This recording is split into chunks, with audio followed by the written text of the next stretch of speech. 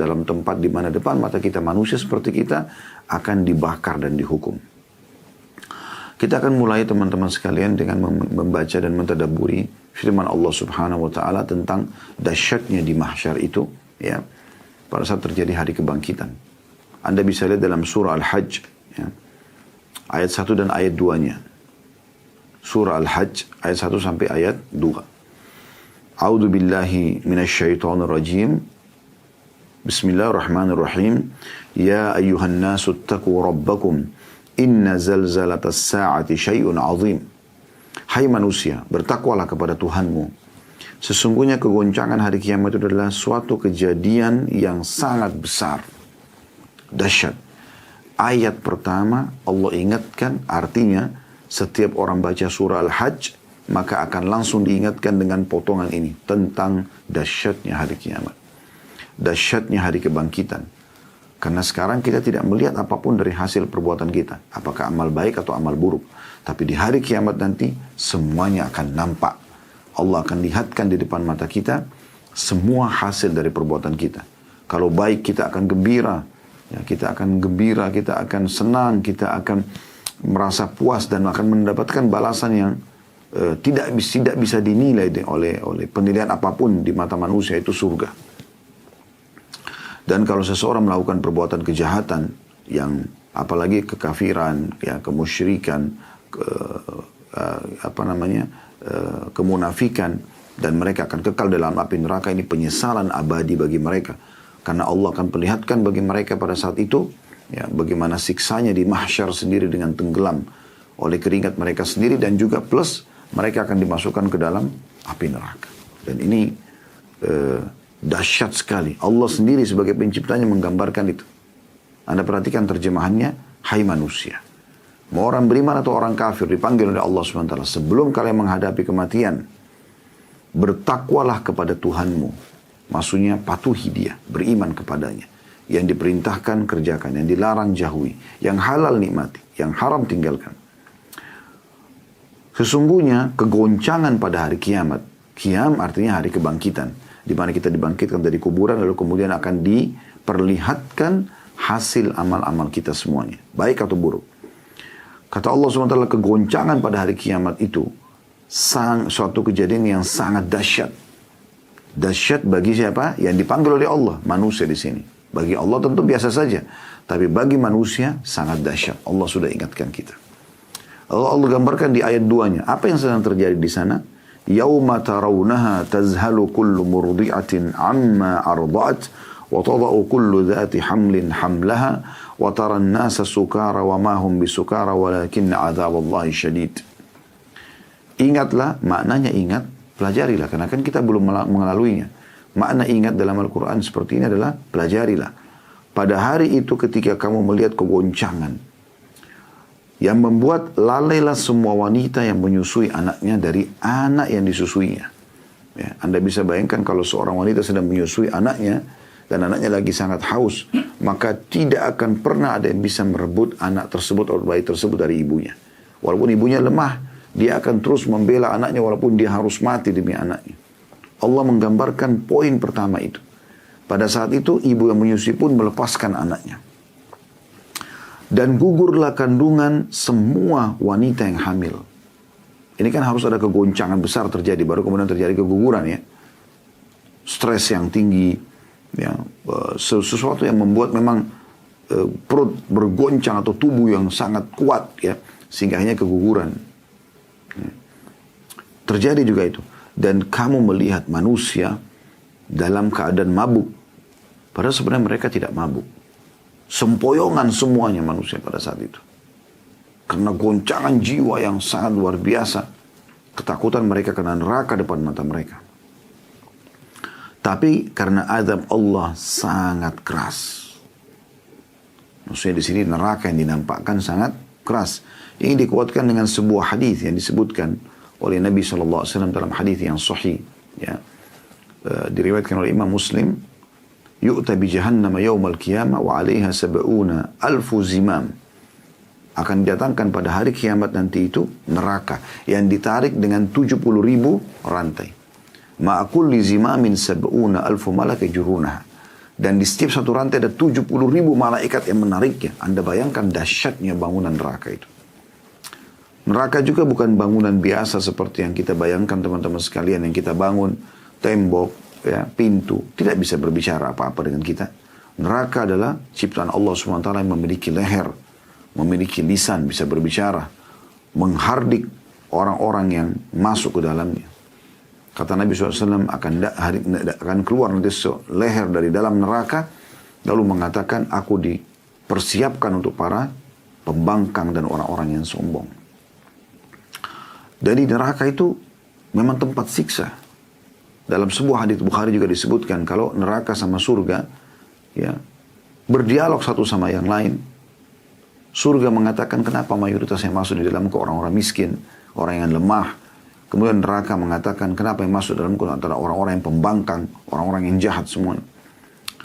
Maka Allah SWT menengahi sambil mengatakan kepada neraka, sungguhnya kau adalah siksaku yang aku siapkan untuk menyiksa para pembangkang. Dan Allah berfirman kepada surga mengatakan, engkau adalah nikmatku yang aku balas orang-orang yang patuh. Neraka ini teman-teman nyata depan mata ya, bisa dirasakan. Maksudnya bukan nyata nampak depan mata, tapi bisa dirasakan ya keberadaannya.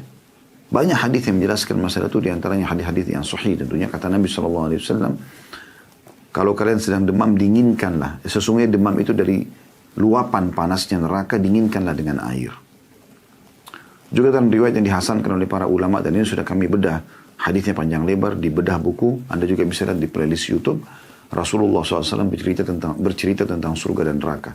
30 pasal sekian neraka kita bahas, dan 30 pasal sekian juga tentang surga. Secara panjang lebar dan terinci tentunya. Nah, di antaranya ada hadis yang menjelaskan di situ, ya, tentang neraka itu mengeluh kepada Allah Subhanahu wa taala tentang sebagiannya membakar sebagian yang lain karena panasnya gitu. Maka Allah mengizinkan neraka untuk bernafas 2 kali dalam, ya, atau 2 kali.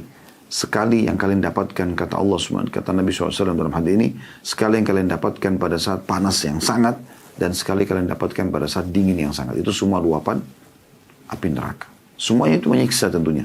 Panas yang luar biasa, di 45 derajat, 50 derajat, dan dingin yang sangat sampai minus kesekian. Semua itu menandakan adanya neraka. Dalam hadis yang lain, kata Nabi SAW, hadis sahih juga, tidak ada seseorang yang memohon kepada Allah 7 kali dalam sehari surga, kecuali surga akan langsung meresponnya mengatakan, ya Allah masukkan ia ke dalamku, karena hamba ini memohon agar dimasukkan ke dalamku. Dan tidak ada seorang hamba yang berlindung kepada Allah dari api neraka sehari 7 kali, kecuali neraka akan mengatakan, ya Allah selamatkan dia dari aku, karena dia telah berlindung kepadamu dariku. Ya. Beruntunglah orang-orang yang beriman. Allah jelaskan dalam surah Al-Baqarah di awal-awal ayatnya kan, A'udzu billahi minasyaitonir rajim. Alif lam mim. Alif lam mim adalah huruf-huruf awal dari Al-Qur'an. Ya Allah lebih tahu maknanya. Dzalikal kitabu la raiba fihi hudan lil muttaqin. Itulah kitab Al-Qur'an yang tidak ada keraguan di dalamnya. Semuanya kebenaran dan petunjuk bagi orang-orang yang bertakwa.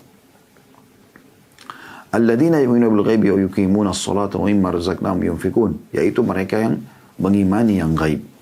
Keberadaan Allah, malaikat-malaikat, kejadian hari kiamat, surga dan neraka, ya, kehidupan di alam barzah. Yang pertama disebutkan, Al-Quran jadi petunjuk bagi orang-orang yang seperti ini. Dan mereka mendirikan sholat, dan mereka menginfakkan dari apa yang kami berikan kepada mereka. Jadi ada di sini yang beriman kepada yang gaib. Ya. Nah teman-teman sekalian, kita mau tidak mau akan dibangkitkan nanti. Banyak sekali dalil yang menyebutkan juga masalah itu. Seperti misalnya hadis Nabi SAW yang sahih, ya ayuhan nas, innakum tuhsyaruna ila Allahi khufatan uratan burla. Wahai sekalian manusia, kalian pasti akan ya dibangkitkan menghadap kepada Allah ya, di hari kiamat dalam keadaan tidak beralas kaki, telanjang tubuh dan tidak dikhitan.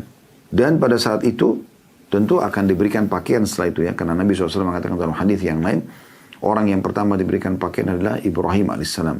Dan dalam beberapa hadis yang lain, Allah akan memberikan pakaian orang-orang beriman, pakaian-pakaian yang bercahaya. Dan Allah akan memberikan pakaian orang-orang yang kafir, yang membangkang, dengan pakaian-pakaian dari ter yang panas gitu kan. Sehingga terpisahkanlah dan terbedakan antara orang kafir dan orang beriman. Tapi gemuruh hari kiamat ini cukup panjang kalau kita ingin bahas. Saya ingin jelaskan langsung ke poin masalah hadis karena kita belum masuk ke hadisnya. Ya, bahwasanya pada saat itu nanti pada saat kita dibangkitkan, kita masing-masing akan berdiri di belakang nabi kita. Misalnya setiap nabi akan ada pengikutnya di belakangnya, gitu kan? Baik yang beriman ataupun yang kafir. Dan pada saat itu orang-orang akan merasa yang hadir pada saat itu kepanasan yang luar biasa. Karena banyak riwayat yang menjelaskan kalau matahari itu akan mendekat kepada manusia. Seperti hadis yang sahih yang berbunyi kata Nabi SAW, Tudna syamsu yawmal qiyamati minal khalqi hatta takuna minhum kamigdari mil. Pada hari kiamat nanti matahari akan didekatkan oleh Allah kepada seluruh manusia hingga sejarak 1 mil. Ya.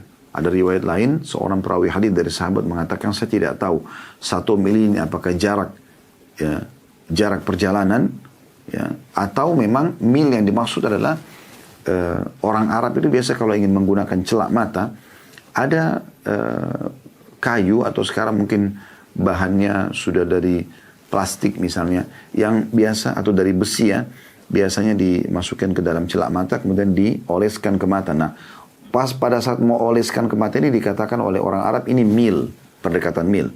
Apakah matahari itu dekatnya 1 mil, itu pun sudah sangat panas. Sekarang saja sudah jutaan kilometer jaraknya sudah luar biasa. Kita bisa rasakan panasnya bagaimana kalau dekat seperti itu.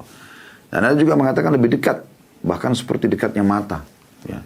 Sehingga semua manusia akan mengeluarkan keringat pada saat itu. Dan dalam banyak hadis yang lain kata Nabi SAW, ya, sesungguhnya manusia akan tenggelam dengan keringatnya masing-masing sesuai dengan kadar dosanya. Ada yang tenggelam sampai mata kakinya, ada yang sampai lututnya, ada yang sampai perutnya, ada yang sampai dadanya, ada yang tenggelam dengan keringatnya sendiri. Lalu Nabi SAW berikan isyarat sampai ke dagu beliau atau mendekati mulut beliau SAW. Atau dalam riwayat lain mendekati atau sampai di leher beliau SAW. Artinya keringat dia sendiri tidak akan mengganggu orang lain. Sampai Allah menghakimi dia. Ini luar biasa ini, ya, peringatan dari Nabi SAW. Nah, di saat dahsyatnya hal itu terjadi, teman-teman sekalian, Allah sudah memberikan bocoran kepada kita. Tanda kutip sini bocorannya ya. Maksudnya pengetahuan kepada kita, lebih tepat bahasanya begitu mungkin. Tentang ada orang yang tidak merasakan panasnya terik matahari itu. Bahkan mereka mendapatkan nikmat-nikmat yang besar. Mereka bukan para nabi-nabi. Karena nabi-nabi sudah pasti diselamatkan oleh Allah SWT. Mereka orang-orang seperti kita. Dan penyampaian hadis ini sampai kepada kita. Terus saja Allah jaga agar terus dipelajari orang beriman. Termasuk kita pelajari pada siang ini saudaraku seiman. Baik Anda mengikuti acara ini secara live ataupun siaran ulang. Agar Anda menjadikan diri Anda salah satu dari 7 golongan tersebut. Supaya jangan Anda kena panasnya teriknya matahari pada saat itu dan tersiksa. Mendengar orang menjerit kesakitan saja sudah cukup menyiksa kita. Apalagi kalau kita sendiri merasakannya. Karena bukan hanya sekedar tenggelam dengan keringat, maka akan banyak fenomena di mahsyar yang terlihat siksa gitu. Ada orang yang diseret di atas wajahnya dibawa berjalan dan mereka menghindari duri-duri dengan wajah, ya. Ya, sebagaimana Allah buat mereka jalan di dunia dengan telapak kaki, maka di mahsyar mereka berjalan dengan wajah mereka, gitu kan. Tersiksa. Ada orang yang dililit dengan hartanya yang menjadi ular, kemudian mematok-matok kepalanya, gitu kan. Dan dia tidak mengeluarkan zakat hartanya. Dan sekian banyak bentuk-bentuk siksa yang nampak depan mata. Nah, ada orang tidak merasakan semua itu. Bahkan prosesi mereka melalui mahsyar sangat indah, sangat nyaman. Dan juga membuat mereka selain tidak merasakan siksa itu, mereka juga merasa waktu sangat pendek. Tidak seperti yang dibayangkan.